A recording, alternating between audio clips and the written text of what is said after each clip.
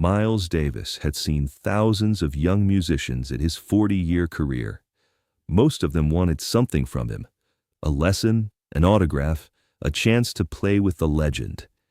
But on a freezing January night in 1986, a 17-year-old kid walked up to him outside the Blue Note Jazz Club in New York City and said 7 words that Miles would remember for the rest of his life. "Mr. Davis, you look like you're dying." Miles Davis was 59 years old, and truthfully, the kid wasn't wrong. Miles looked terrible. His hip was shot, causing him to walk with a pronounced limp. His voice was reduced to a painful rasp from years of nodes and surgeries. He'd been in and out of the hospital for the past year with various ailments, and he'd been in a deep depression that made even getting out of bed feel like climbing a mountain. But nobody talked to Miles Davis like that. Nobody had the guts to tell him the obvious truth to his face.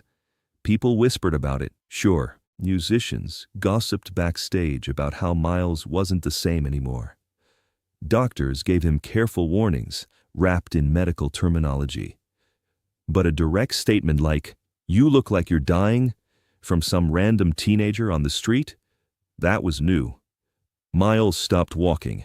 His bodyguard, a guy named Marcus, immediately stepped between Miles and the kid, thinking this was some kind of confrontation. But Miles held up his hand. "What did you just say to me?" Miles asked, his raspy voice barely carrying over the sound of traffic on West 3rd Street. The kid didn't back down. He was tall and thin, maybe 6 feet, with dark skin and eyes that held no fear. He wore a worn winter coat that was too thin for the weather and carried a beat-up trumpet case covered in stickers. "I said you look like you're dying," the kid repeated, "and I think you're doing it on purpose." Miles should have walked away, should have let Marcus handle this disrespectful teenager, should have climbed into his waiting car and forgotten the whole encounter. But something about the way the kid said it, not with malice, not with judgment, but with concern, made Miles stop. "You got a name?" Miles asked. Isaiah Thompson." "Well, Isaiah Thompson, you've got about 30 seconds to explain what you mean, before my guy here helps you understand why talking to strangers like that is a bad idea." Isaiah didn't even glance at Marcus. His eyes stayed locked on Miles. "I've been watching you, Mr. Davis, not in a weird way, but I come to the Blue Note every Friday night and sit outside because I can't afford tickets. I listen through the door, and when you leave, I watch you walk to your car. And every week, you look worse. You're limping worse. You're moving slower. You look like a man who's given up." "You don't know anything about me," Miles said, but there was less bite in his voice than he intended. "I know your music," Isaiah said. "I know every album you've ever made. I know you changed jazz 5 different times. I know you're supposed to be the coolest man alive. But the person I see walking out of that club every Friday, that's not cool. That's defeated. And I just wanted to tell you that it's killing me to watch it happen." Miles stared at this kid who had the audacity to diagnose him on a street corner. "Why do you care?" "Because you saved my life," Isaiah said simply. "When I was 14, my father died. Car accident. And I was so angry, so lost, I didn't know what to do with all the rage inside me. Then someone gave me a trumpet and a Miles Davis album, Kind of Blue. And something about that music, about the way you played, about the spaces between the notes, it gave me a place to put all that pain. So yeah, I care, because you saved me when you didn't even know I existed. And now I'm watching you kill yourself, and I can't just walk past that anymore." The street noise seemed to fade away. Miles was aware of Marcus shifting uncomfortably, of people walking past them on the sidewalk, of the cold January wind cutting through his expensive coat. But mostly, he was aware of this 17-year-old kid who just held up a mirror and forced Miles to look at what he'd become. "You play?" Miles asked, nodding at the trumpet case. "Every day," Isaiah said. "You any good?" "I'm okay. Not great, but I'm working on it." Miles made a decision that surprised even himself. "Play something for me." "What, here, right now? You got somewhere better to be?" Isaiah looked around at the busy street, at the people hurrying past, at Marcus, who was giving him a look that said, "This better be good." Then he opened his trumpet case, pulled out a dented student model horn, and started to play. He played Blue and Green from Kind of Blue, and he played it terribly. His tone was airy, his fingers fumbled the changes, and he rushed the tempo. It was objectively bad playing. Any music teacher would have stopped him after 4 bars. But Miles didn't stop him. Because underneath all the technical mistakes, underneath the poor tone and fumbled notes, there was something. Feeling. Honesty. The kid was pouring his heart into every imperfect note, trying to say something that words couldn't express. He was doing what Miles had always done, using the trumpet as a voice for things too deep for language. When Isaiah finished, he lowered the horn and looked at Miles, with a mixture of hope and embarrassment. "I know it wasn't good, but it was terrible," Miles interrupted. Then he smiled slightly. "But you meant it, and that matters more than technique. How long have you been playing?" 3 years. "You have a teacher?" "YouTube videos mostly. Can't afford real lessons." Miles looked at this kid who'd been sitting outside the Blue Note every Friday in the freezing cold because he couldn't afford tickets, who'd taught himself trumpet from internet videos, who'd had the guts to tell Miles Davis he looked like he was dying. "What are you doing tomorrow?" Miles asked. "School, then work. I bus tables at a diner in Queens." "Cancel it." "Mr. Davis, I can't just—" "Tomorrow, 2 p.m., my apartment, West 77th Street. Miles pulled a business card from his pocket and wrote his address on the back. "You're going to play for me properly, and I'm going to tell you everything you're doing wrong, and then we're going to talk about why you think I'm dying on purpose." Isaiah took the card with shaking hands. "Are you serious?" "I don't joke about music," Miles said. Then he climbed into his car, leaving Isaiah standing on the sidewalk, holding a business card and a beat-up trumpet, wondering if this was real life or some kind of fever dream. The next day, Isaiah showed up at Miles's apartment at exactly 2 p.m. He barely slept, torn between excitement and terror. Miles Davis wanted to give him a lesson. Miles Davis thought his playing was terrible but meaningful. Miles Davis had listened to him play on a street corner. Miles answered the door himself, wearing all black as usual. His apartment was sparse but elegant, with large windows overlooking the city and instruments scattered around like furniture. "You came," Miles said. "You thought I wouldn't?" "Most people think I'm kidding when I tell them to do things. Come in. Play." For the next 3 hours, Miles tore apart everything Isaiah thought he knew about playing trumpet. He showed him how his breathing was wrong, how his embouchure was creating unnecessary tension, how he was thinking about notes instead of feeling phrases. But he also did something unexpected. He talked, really talked, about his childhood in East St. Louis, about learning from Dizzy Gillespie and Charlie Parker, about the constant pressure to innovate, to stay relevant, to never repeat himself. And then, as the afternoon light started to fade, Miles told Isaiah something he'd never told anyone. "You want to know why I look like I'm dying?" Miles asked. "Because I am. Not physically, at least not more than usual. But artistically, spiritually, I'm dying. I've spent the last 5 years making music I don't care about because I thought I had to stay current. Electronic drums, synthesizers, chasing trends instead of setting them. And it's killing me because I've become a parody of myself. I'm Miles Davis trying to be Miles Davis instead of just being myself." Isaiah listened, his trumpet forgotten in his lap. "And the worst part," Miles continued, "is that I knew it. I've known it for years, but I kept doing it anyway because stopping felt like admitting defeat, like saying I was done, finished, irrelevant. So, I kept making music that didn't mean anything to me, playing shows I didn't care about, pretending that as long as I was still technically Miles Davis, nothing was wrong." "But something was wrong," Isaiah said quietly.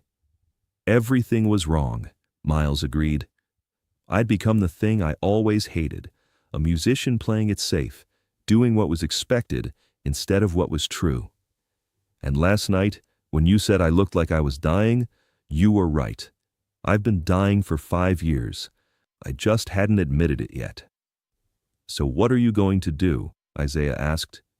Miles looked at this 17-year-old kid who had the courage to tell him a truth everyone else was too scared to say. I'm going to stop dying. I'm going to make real music again. Music that scares me. Music that I don't know if anyone will like. Music that's true. Over the next 6 months, Isaiah came to Miles's apartment every Saturday. Sometimes they played music. Sometimes they just talked. Miles taught Isaiah about improvisation, about finding your voice, about the difference between playing notes and saying something. But Isaiah taught Miles something too. He taught him that honesty matters more than image, that admitting you've lost your way is braver than pretending everything's fine, that sometimes you need a 17-year-old kid with a beat-up trumpet to tell you the truth that everyone else is too polite to mention. In those 6 months, Miles started working on a new album, not electronic fusion, not chasing trends, just honest music that came from someplace real. He stopped taking gigs he didn't care about. He started saying no to interviewers who wanted him to repeat the same stories. He started being himself again instead of being Miles Davis. The change was visible. The limp was still there. That was physical damage that wouldn't heal. But the defeat in his eyes was gone. The sense of a man going through the motions had been replaced by someone who'd rediscovered why he started playing music in the first place.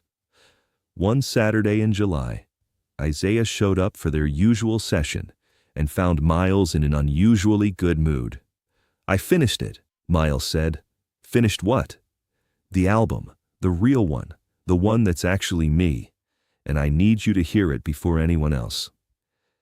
They sat in Miles's living room and listened to the rough mixes of what would become Miles's final studio album. The music was stripped down, honest, raw in a way his recent work hadn't been. You could hear Miles in every note, not Miles trying to be cool, not Miles trying to stay relevant, just Miles being himself. When the last track faded, Miles turned to Isaiah. So? It's beautiful, Isaiah said, and he meant it. You know why I made this? Miles asked. Because of what you said that night, about watching me die. I'd been dying, and I'd been doing it on purpose, because dying slowly felt safer than risking being alive. This album, this is me being alive again. And I wouldn't have made it if some punk kid hadn't had the guts to tell me I looked like shit. Isaiah laughed. I didn't say you looked like shit. I said you looked like you were dying. Same thing, Miles said with a slight smile. But you saved my life, Isaiah, by telling me the truth when everyone else was lying through politeness. So thank you. I should be thanking you, Isaiah protested. You've taught me more about music in 6 months than I could have learned in 6 years. That's not what I taught you, Miles said. I taught you what everyone should know, but most people never learn. Tell the truth, even when it's hard. Play the truth, even when it's ugly. Be yourself, even when being someone else would be easier. That's what music is. That's what life is. On September 28, 1991, Miles Davis died at 65. Isaiah was 23 years old, working as a professional trumpet player in New York. When he heard the news, he went to the same spot on West 3rd Street where he'd confronted Miles 5 years earlier and played Blue and Green again. This time, it was beautiful. All the technical mistakes were gone, but more importantly, the feeling was still there, only now it was supported by skill instead of undermined by inexperience. After the funeral, Miles's assistant found Isaiah and handed him a package. Miles left this for you, said to give it to you if anything happened to him. Inside was Miles's personal trumpet, not one of the fancy horns he played on stage, but the one he practiced with in his apartment, the one he'd played while teaching Isaiah. and there was a note in Miles's distinctive handwriting. Isaiah, this horn has nothing to do with being good. It's about being honest. Use it to tell the truth. You saved my last years by forcing me to be real again. Now save your life by doing the same. Don't ever play it safe. Don't ever chase trends. Don't ever become a parody of yourself. And if you ever start to, I hope some punk kid with a beat-up horn tells you that you look like you're dying. Love, Miles. Isaiah kept that trumpet for the rest of his life. He never sold it, never loaned it out, never let it sit in a museum. He played it, every day.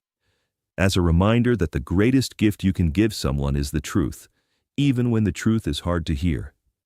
Years later, when Isaiah had become an accomplished jazz musician himself, journalists would ask him about studying with Miles Davis.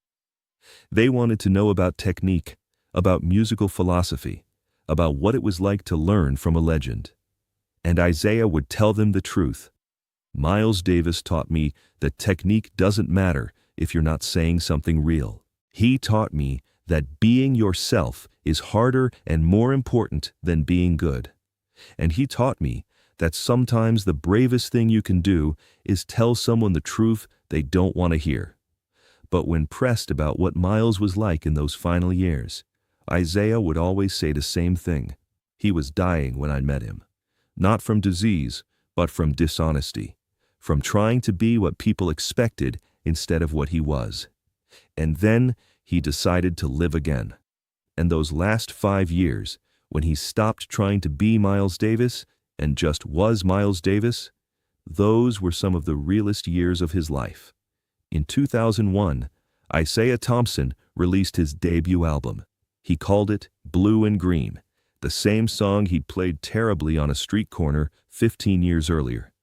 The album was critically acclaimed, nominated for a Grammy, and praised for its honesty and emotional depth. In the liner notes, Isaiah wrote, "This album is dedicated to Miles Davis, who taught me that being alive is riskier and more important than being perfect. And to every 17-year-old kid with the courage to tell the truth when everyone else is being polite, the world needs you. The artists need you. Don't be afraid to say what you see." The story of Miles Davis and Isaiah Thompson became legendary in jazz circles. Not because of any great musical collaboration. Isaiah was never good enough to play with Miles professionally, but because it proves something that every artist needs to remember. Sometimes the most important thing isn't who teaches you technique. It's who forces you to be honest. Miles Davis had worked with the greatest musicians of his generation. He'd recorded with John Coltrane, Herbie Hancock, Wayne Shorter, Ron Carter, legends who shaped the sound of modern jazz. But when he was dying and losing himself, it wasn't one of those legends who saved him. It was a 17-year-old kid with a beat-up trumpet who had the guts to say, "You look like you're dying, and I think you're doing it on purpose." And Miles never forgot him, because Isaiah gave him something more valuable than musical skill or professional connections. He gave him permission to be himself again. Permission to stop trying to be Miles Davis the legend, and just be Miles Davis the man who played trumpet because he had something to say. In Miles's final interview, recorded just weeks before his death, the journalist asked him about his legacy, about how he wanted to be remembered. Miles thought for a long moment before answering. "I'll want to be remembered as someone who told the truth through music. Someone who wasn't afraid to change, to fail, to look stupid, as that's what being honest required. And I want people to know that sometimes the best teacher isn't the most skilled person. Sometimes it's just someone who cares enough to tell you when you're lying to yourself." "Who taught you that?" the journalist asked. Miles smiled slightly. "A kid, a 17-year-old kid I met outside a jazz club. He told me I looked like I was dying, and he was right. And by being right, by being honest when everyone else was being polite, he saved my life, or at least the last good years of it." Today, if you visit the Blue Note Jazz Club in New York City, There's a small plaque near the entrance. It was placed there by Isaiah Thompson in 2006. The plaque reads, "On this spot in January 1986, a 17-year-old musician told Miles Davis the truth. That truth changed both their lives and reminded us all that honesty is the highest form of respect." Every year, on the anniversary of their first meeting, Isaiah stands at that spot and plays Blue and Green on Miles's old practice trumpet. People walking by stop to listen, not knowing the significance, but drawn to the beauty of honest music played by someone who learned that truth matters more than perfection. And sometimes, after he finishes playing, someone will ask Isaiah what the song means. And he always gives the same answer. It means that if you love something, you tell it the truth, even if the truth is hard, even if the truth might hurt. Because lies told from kindness kill just as surely as lies told from cruelty. And sometimes, the kindest thing you can do is tell someone they're dying before it's too late to live again. If this story of a brave teenager, honest truth, and lives changed by courage moved you, make sure to subscribe and hit that like button. Share this video with someone who needs to hear that telling the truth is an act of love. Have you ever told someone a hard truth that changed their life? Let us know in the comments. And don't forget to ring that notification bell for more incredible true stories about the unexpected moments that change everything.